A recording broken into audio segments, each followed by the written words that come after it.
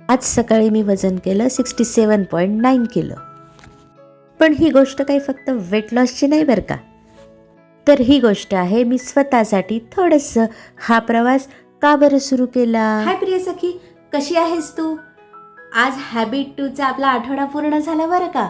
तू बघितलीस ना? या आठवड्यात आपण लवकर उठायची सवय लावायचा प्रयत्न केला, त्यानंतर स्वतःसाठी 5 मिनटं काढले आणि फोन बाजूला ठेवण्याचं चॅलेंजसुद्धा केलं. पण आज मी फक्त या हॅबिट्सविषयी बोलणार नाही आहे, तर मी थोडंसं माझ्याविषयीसुद्धा बोलणार आहे. आज मी सहज वजन काट्यावर उभी राहिले तर माझं वजन 67.9 किलो भरलं. हो, आपला काही हा प्रवास वेट लॉसचा नाही आहे.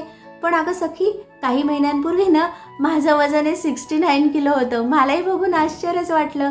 कारण तुला माहिती आहे का, या ज्या सवयी मी तुझ्याशी शेअर करते आहे ना, त्या मी खूप आधीपासूनच करायचा प्रयत्न करत होते. पण त्याच्यामध्ये सातत्य नव्हतं ना.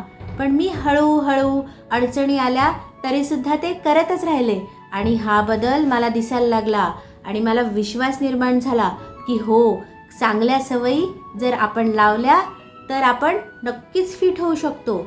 वजन कमी करणं हा उद्देश नाही आहे, तर हेल्दी हॅबिट्स जोडणं आणि त्या लाईफ लाँग टिकवणं हे सगळ्यात जास्त महत्त्वाचं आहे.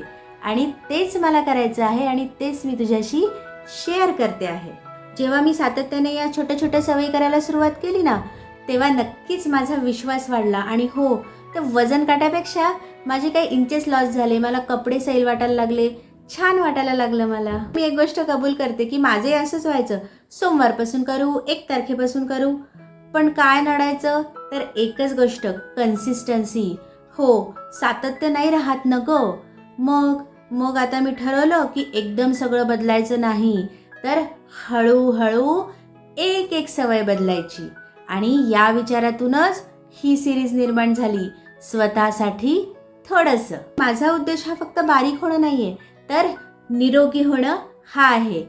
आणि हो, रोज मला छान उत्साही वाटावं, मुलांसोबत मला दम न लागता खेळता यावं, त्यांचे पसारे आवरता यावे, आळस माझं सगळं निघून जावा आणि सगळ्यात महत्त्वाचं, सगळ्यांचं सगळं करता करता जो मला वेळ मिळत नव्हता ना, तो थोडासा वेळ स्वतःसाठी मिळावा. मी कोणी डायटिशियन नाही किंवा फिटनेस इन्फ्लुएन्सर सुद्धा नाही. हो, पण मी एक काउन्सिलिंग सायकोलॉजिस्ट आहे आणि योग टीचर सुद्धा आहे. त्यामुळे मला माहिती आहे काय करायचं आहे. पण मी कोणी तज्ज्ञ म्हणून नाही, तर तुझ्यासारखी एक सामान्य स्त्री म्हणून तुला भेटायला आले आहे. मी तुला काही शिकवणार नाहीये, पण मी तुझ्यासोबत चालणार आहे. कारण मी पण अजून शिकते आहे, पडते आहे आणि पुन्हा उभी राहते आहे. सखी, हा प्रवास बिलकुल सोपा नसणार आहे बरं का. कारण मला काय फक्त वजन कमी करायचं नाही आहे, तर अशा सवयी घडवायच्या आहेत की ज्या आयुष्यभर माझ्या सोबत राहतील. म्हणून हॅबिट #1 आणि हॅबिट #2 इथं चालूच राहणार आहे. आणि सखी, जर तुलाही माझ्यासोबत या चांगल्या सवयीचा प्रवास सुरू करायचा असेल ना, तर आपण आता पुढच्या आठवड्यात एक नवीन सवय जोडणार आहोत. म्हणून माझ्यासोबत तू अशीच राहा.